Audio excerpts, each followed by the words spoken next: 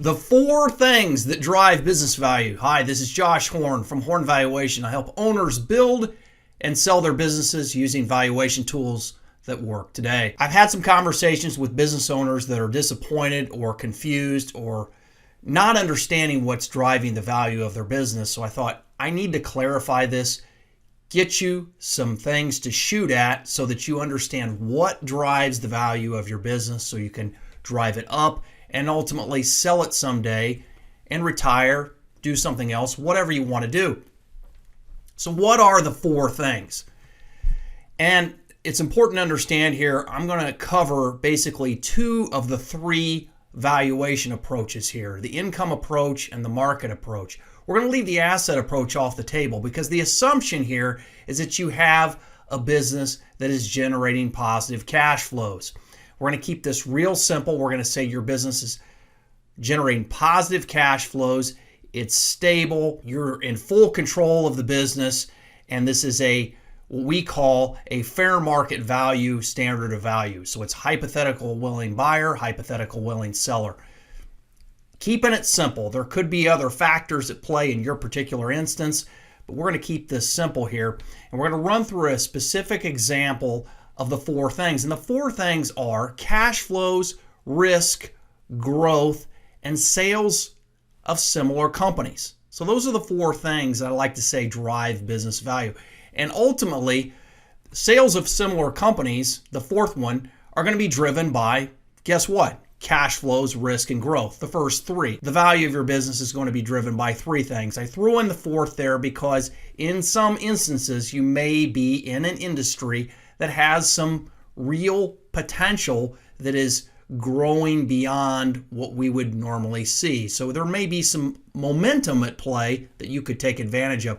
We're not going to spend much time talking about that, but keep in mind, depending on the type of industry you're in, you may see some acceleration in value because of people jumping into it.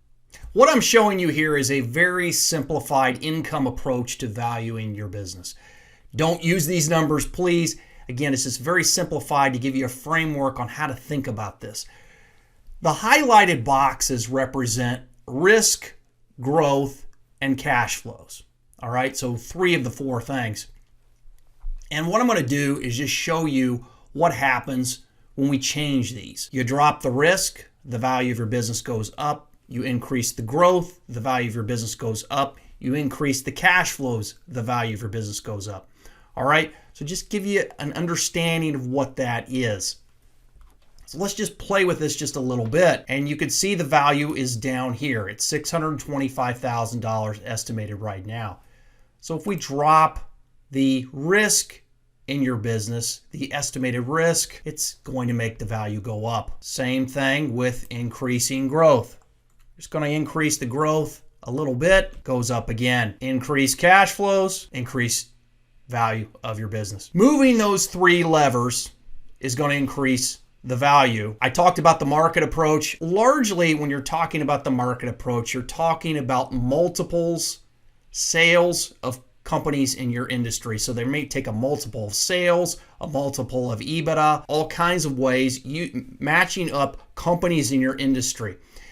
And often, very often, the market approach is going to be driven by these three factors here. What those in the market think it's going to do in terms of cash flows, growth, and risk.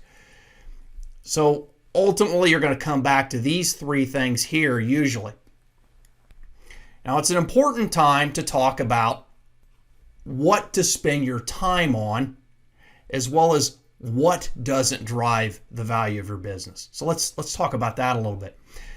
Largely, in my experience, most of the time, your risk and your growth on a stabilized company is going to fall within a range. In the risk area, what you can do most to reduce your risk, in my opinion, is to limit owner involvement. So the less the owner is involved, the less risk a buyer is taking on, because if the owner comes out, there's a risk that the business drops in value or even goes away. So that's what I would spend time on in the risk area, is limiting owner involvement. That is you or your partner or whoever. Growth, again, I've oversimplified this here. This is not a modeling valuation exercise. If you're a hyper growth company, that you're going to have to work with somebody like me to do some modeling in future years because you may be growing at a rate beyond the economy. Beyond this exercise, again, we're assuming stabilized growth here at roughly the rate of the economy. What you should spend most of your time on, the 80-20 rule, the Pareto principle, are cash flows. That's really what you should be spending most of your time on. It's where you're going to get the most bang for your buck. Note that taking the business $120,000 in cash flows is going to increase the value of this business pretty significantly. You take it up to 150, 200, and on and on. That's where I would encourage you to spend most of your time. Now, what are cash flows? Well, cash flows aren't sales, and they're not even net income.